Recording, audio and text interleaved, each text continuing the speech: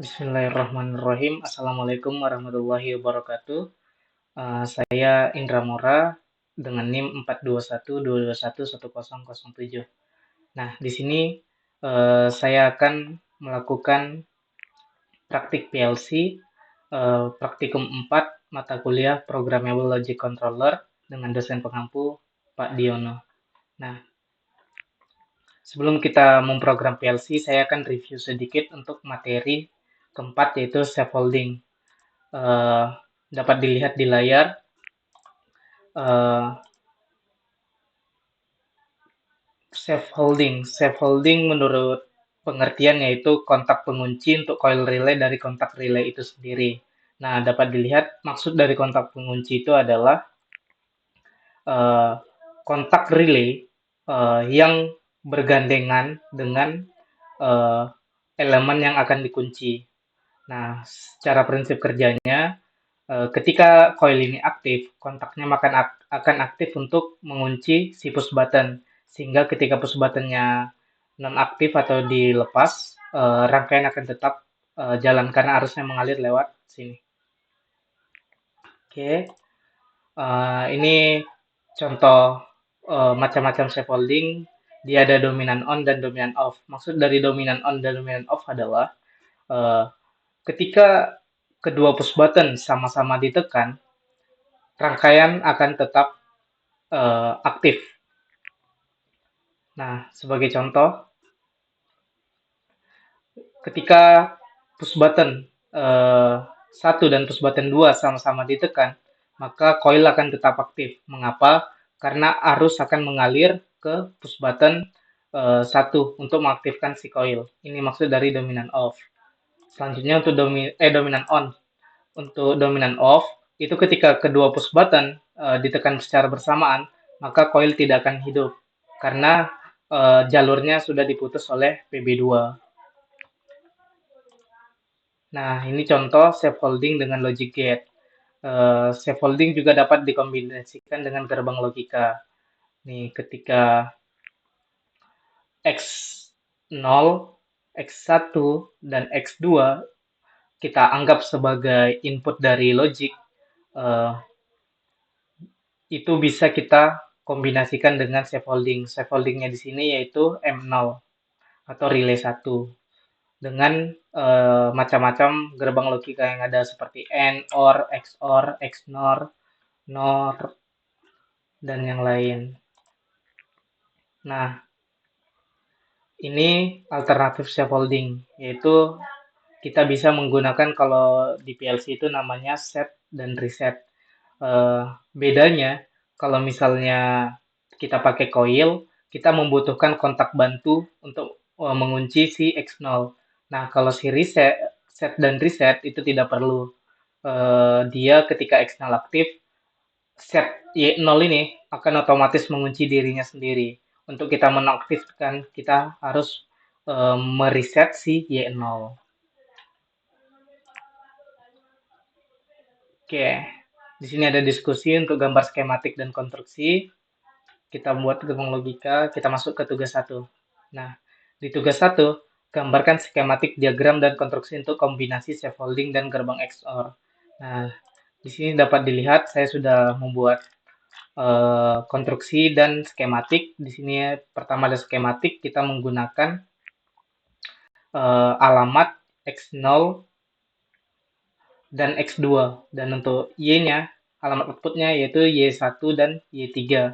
Nah, di sini ada satu lampu DC dan relay 24 volt untuk mengaktifkan lampu AC 220. Oke, ini untuk skematiknya, ini konstruksinya, ini skematik sama X0, X2 dan Y1, Y3. Oke, Y1 untuk lampu DC 24 volt yang hijau, Y3 untuk relay 24 volt DC. Ini ada lampu 220 AC warna putih. Oke, ini sudah kita centang, kita beri tanda. Oke, selanjutnya lampu hijau akan menyala terus-menerus sesuai dengan logika XOR. Lampu hijau akan menyala terus-menerus dengan logika XOR.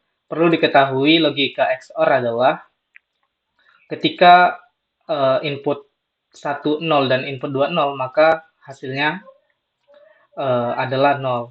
Ketika input 1 input 2 0 itu hasilnya 1, input 1 0 input 2 1 itu 1, dan input 1 bernilai 1, input 2 bernilai 1, maka hasilnya 0. Jadi ketika dia ada input yang nilainya sama, hasilnya akan 0. Oke, dia akan padam ketika tombol emergency ditekan. XOR tidak terpilih maka lampu 224 AC akan menyala. Oke, langsung saja kita buat. Kita buka aplikasi KeyXWork 3-nya. Kita tunggu.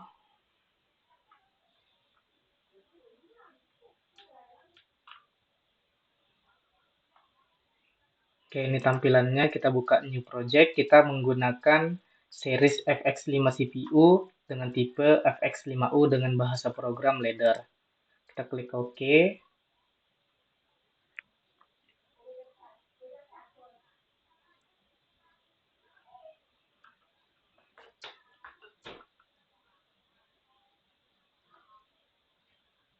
Kita tunggu loadingnya.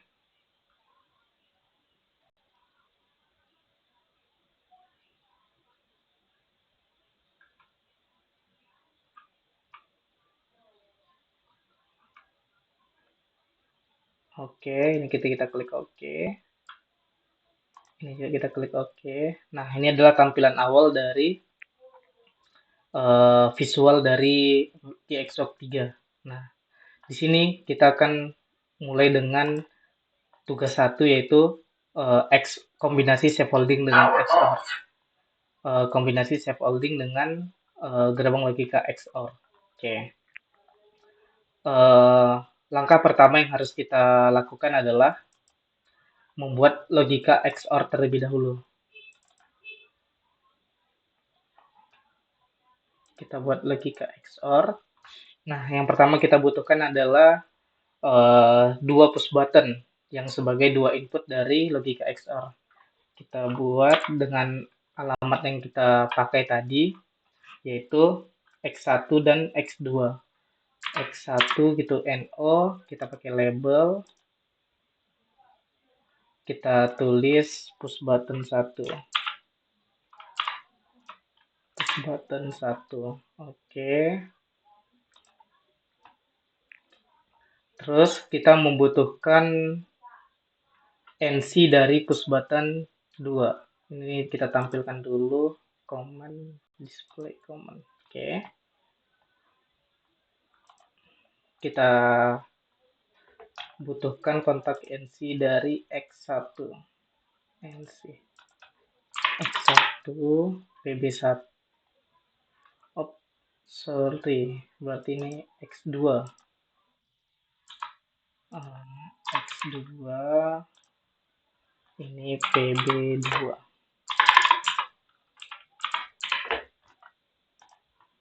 Oke, ini tadi berarti X0. Itu adalah PB1. Oke, kita langsung menggunakan alamat lampu hijau, yaitu Y1 sebagai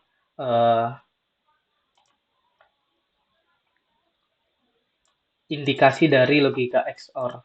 Nah, kita buat output Y1 itu adalah lampu hijau. Lampu hijau. Oke. Nah, di sini kita membuat logika XOR yang kedua. Ini untuk pertama, terus kita buat yang kedua. Yang kedua yaitu kita membutuhkan kontak NO dari PB2, berarti X2, dan kontak NC dari PB1, yaitu X0. Nah, ini kita hubungkan seperti ini. Oke. Nah, Selanjutnya, di sini ada instruksi eh, lampu akan menyala terus-menerus. Nah, itu berarti harus kita kunci atau kita scaffoldingkan dengan kontak dari Y1. Kita buat kontak NO dari Y1. Itu lampu hijau kita taruh begini. Nah, ini secara poin nomor 2 itu sudah sesuai. Ini logika XOR-nya dan ini untuk penguncinya. Jadi ketika uh, push button-nya logika XOR-nya terpenuhi, maka lampunya akan hidup terus menerus karena dikunci oleh Y1 atau lampu hijau. Nah, di sini kita masuk ke poin ketiga yaitu dan akan padam ketika tombol emergensi ditekan. Nah, berarti di sini harus kita putus dengan tombol emergensi. Kita buat NC emergensi kita taruh di X4 emergensi. Oke. Udah. Jadi ketika emergensi ditekan, maka lampunya akan padam. Oke. Jadi ini rangkaian ini ya akan bisa putus kalau misalnya emergensi ditekan. Selanjutnya kita masuk ke poin keempat, yaitu jika kondisi XOR tidak terpenuhi, maka lampu putih yang akan menyala. Oke, baik. Berarti ketika ini tidak terpenuhi, berarti sama dengan NC dari Y0, NC dari Y0, Y1, sorry. Y1, jadi ketika ini tidak terpenuhi dari lampu hijau, maka Y3 hidup sebagai relay 24 volt DC yang akan mengaktifkan lampu AC220. Y3 itu relay atau dalam kurung lampu AC220 volt. Oke. Nah, jadi ketika ini tidak terpenuhi, maka lampu AC akan hidup. Nah, seperti itu. Ini coba kita simulasi, kita build dulu.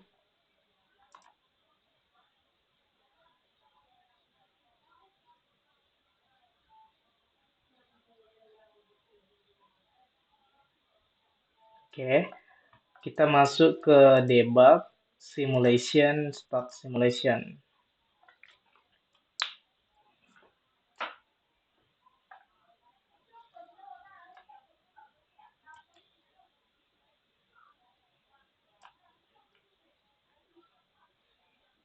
Kita tunggu sampai lampu pirannya hidup atau menyala.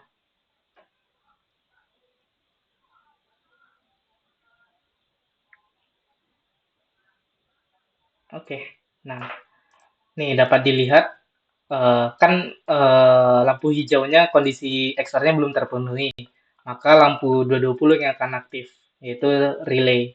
Mulai dari relay aktif untuk mengaktifkan lampu 220, lampu putih. Nah, dapat dilihat kan, lampunya hidup, berarti jika kondisi XOR tidak terpenuhi, maka lampu AC akan menyala. Berarti ini sudah benar. Oke. Selanjutnya kita coba simulasi logika XOR. Nah, logika XOR adalah kita buat di notepad coba.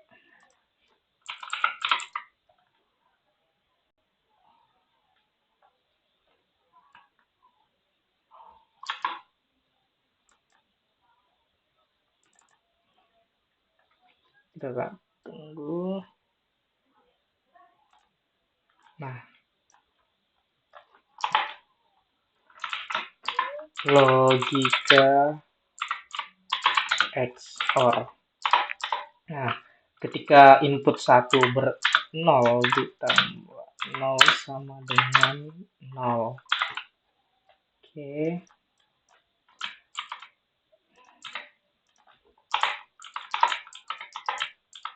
Nah, ketika input 1 bernilai 1, hasilnya akan 1, input 2 1, ini hasilnya 1. Kalau ini 1, 1, maka hasilnya 0. Nah, logika XOR seperti ini. Jadi ketika input 1 keadaan 0 dan input 2 keadaan 0, maka hasilnya akan 0. Nah, dapat dilihat input 1 PB1, ini kita namakan PB1, ini PB2. PB1 0, PB2 0, lampunya 0. Berarti ini sudah benar. Oke, coba kita buat PB1-nya kita aktifkan. PB1-nya kita aktifkan. Nah, lampu hijau menyala. Outputnya bernilai 1. Lampu hijau menyala, lampu putihnya Y3 atau relay itu tidak menyala. Berarti ini sudah benar.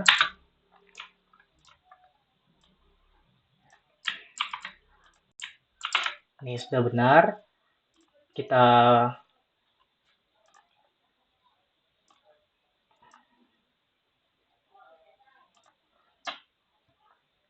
putuskan. Nah, kita masuk ke PB2 yang kita aktifkan. Seharusnya outputnya tetap menyala.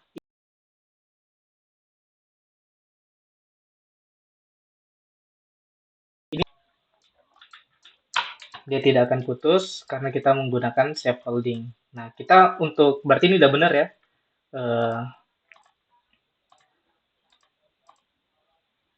Nah, lampu hijau akan menyala terus sesuai dengan logika XOR dan akan padam ketika tombol emergency ditekan. Coba tombol emergency kita tekan. Nah, lampu hijaunya padam, lampu AC-nya yang menyala. Nah, berarti ini sudah sesuai. Ini sudah sesuai. Ini juga sudah sesuai. Nah, oke. Kita selesaikan coba logika XOR-nya. Nah, lampunya sudah menyala, sudah padam. Sekarang kita coba PB2 yang kita aktifkan. Apakah seharusnya lampu hijaunya itu tetap aktif menyala ya, dan lampu AC-nya padam. Kita coba X2 kita aktifkan. Oh sorry, emergency-nya kita balikkan dulu. Kita tekan PB2. Nah, lampu hijaunya hidup kembali, lampu AC-nya padam. Berarti ini sudah sesuai. Nah, selanjutnya kita coba masuk yang terakhir. Kedua input itu bernilai 1, maka outputnya akan padam. Nah, ini kita matikan dulu X2. Ini juga emergensinya kita putus dulu, kita balikkan lagi agar bisa disimulasi kembali. Nah, PB1 kita aktifkan,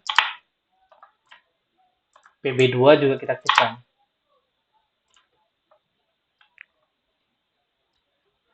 Sebentar, ini harus barengan. Oke, kita ulang coba. Nah, ini kita tekan emergency dulu biar self holdingnya tidak langsung mengunci. Nah, kita aktifkan dulu PB1, PB2 kita aktifkan, ini kita kembalikan. Nah, lampunya tidak menyala. Mengapa?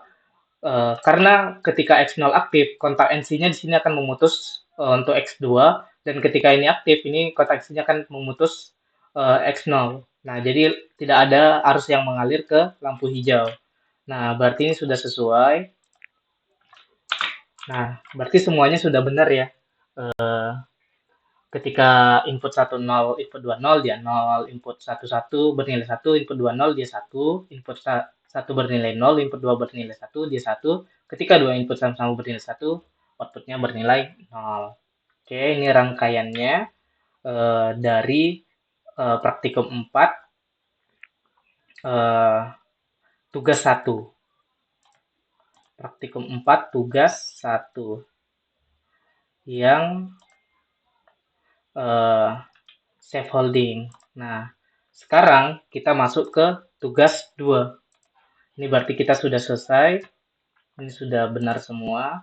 kita masuk ke tugas 2, yaitu simulasi elevator. Oke, ini kita hapus dulu, kita matikan simulasinya, stop simulation. Oke, kita hapus, delete. Oke, nah sekarang kita coba perhatikan tugas 2. Apa tugas 2? Yaitu sebuah elevator bergerak ke lantai 2 jika tombol 2 ditekan dan sensor berat off. Motor akan berhenti jika menyentuh sensor lantai 2 dan lampu hijau akan aktif. Oke. Simulasi tombol 2 itu tombol merah, sensor berat tombol hijau, sensor di lantai 2 itu ada emergency. Motor itu lampu, ini berarti outputnya 1 ya, gambar skematik dan konstruksinya. Oke, berarti ini sesuai skematik sama konstruksinya masih sama seperti yang tadi. Ini coba kita oke. Kita masuk ke poin pertama dulu. Sebuah elevator akan bergerak ke lantai 2 jika tombol 2 ditekan. Nah, berarti tombol 2 ini kita ibaratkan input pertama.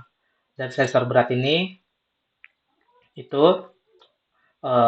push button kedua. Motor akan berhenti ketika menyentuh lantai 2 dan lampu ini aktif. Oke. Nah, kita coba buat. Pertama kita coba buat input push button lantai 2. Yaitu PB, kita buat dulu X1, X0. Komennya itu PB to floor 2. Oke. Nah, di sini diberi keterangan ketika push button 2 ditekan, maka elevator bergerak ke lantai 2. Oke, berarti dia mengaktifkan elevator. Elevatornya itu adalah lampu AC. Elevatornya itu adalah motornya itu lampu AC, berarti relay. Berarti relay itu ya Y3. Berarti out Y3 itu adalah motor. Nah, ini kita kunci agar motornya ketika push buttonnya itu kita lepas, motornya akan tetap aktif. Kita pakai C Y3 motor. Nah, ini secara prinsipnya ketika push button kita tekan, motornya akan aktif terus menerus sampai diberi pemutus. Nah, kita lihat pemutusnya di sini apa? Pemutusnya itu motor akan berhenti jika menyentuh lantai 2 dan lampu hijau akan aktif. Nah, berarti ketika menyentuh lantai 2,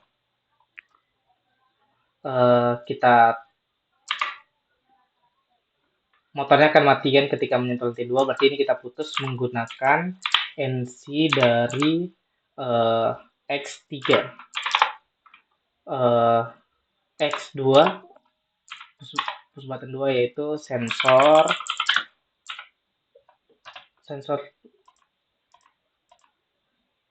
lantai 2. Sensor lantai 2 itu emergency.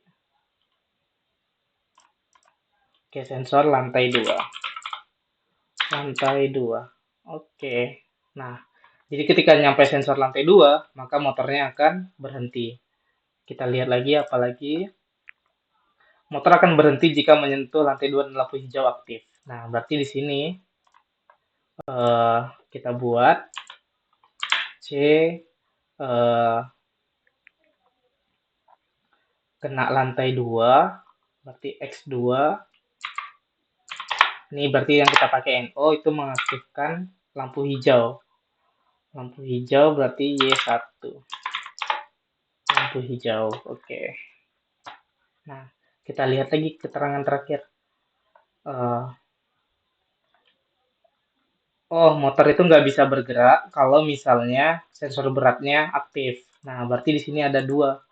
Berarti sini ada NC-nya si sensor berat, yaitu X1. Kita buat dia itu sensor berat. Ini coba kita simulasi dulu. Kita rebuild.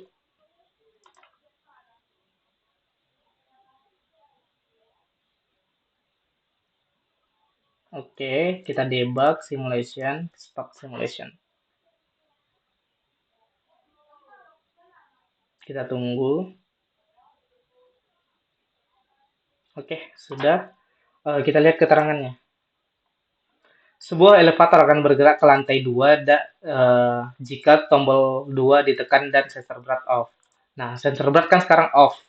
Eh, kita coba dulu lah, kita aktifin sensor beratnya. Apakah seharusnya kalau PB to floor 2 ditekan, motornya nggak bisa aktif. Kita lihat. Oke, berarti sudah sesuai. Push buttonnya sudah aktif, berat, tapi motornya tidak running atau tidak jalan karena sensor beratnya aktif. Seperti sudah sesuai, ini kita kembalikan, sensor beratnya kita kembalikan juga. Berarti kita coba dulu sebuah elevator akan bergerak. Oke. Kita tekan, ini sensor beratnya off, kita tekan PB to floor 2. Oke. Motornya aktif naik dari lantai 1 ke lantai 2. Nah, berarti ini sudah sesuai. Karena tadi ketika elevatornya ditekan ke lantai 2, motornya berjalan, dan ketika sensor beratnya aktif, dia tidak akan jalan. Berarti ini sudah sesuai. Sekarang masuk ke poin 2. Motor akan berhenti jika menyentuh lantai 2 dan lampu hijau aktif. Nah, kita aktifkan sensor lantai 2. Seharusnya motor berhenti dan lampu hijau aktif.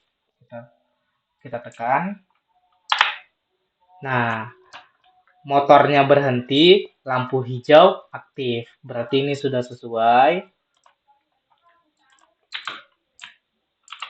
Nah, berarti sudah benar ya. Ketika ini kita lepas, nah dia tetap berhenti. Nah, coba sensor 2 kita lepas.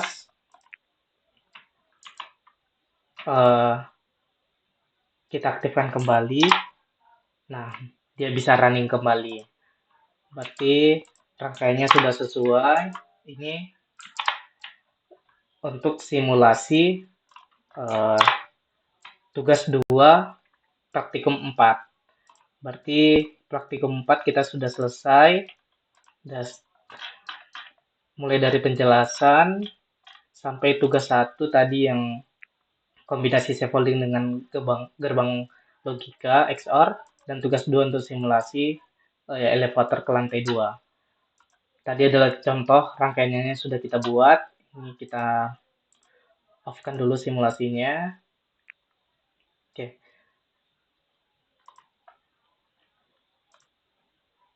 Tugas 1 udah, tugas 2 udah. Mungkin itu saja yang dapat saya sampaikan untuk tugas 1 dan 2 praktikum 4. Kita lanjut di video selanjutnya untuk praktikum kelima. Saya tutup. Wassalamualaikum warahmatullahi wabarakatuh.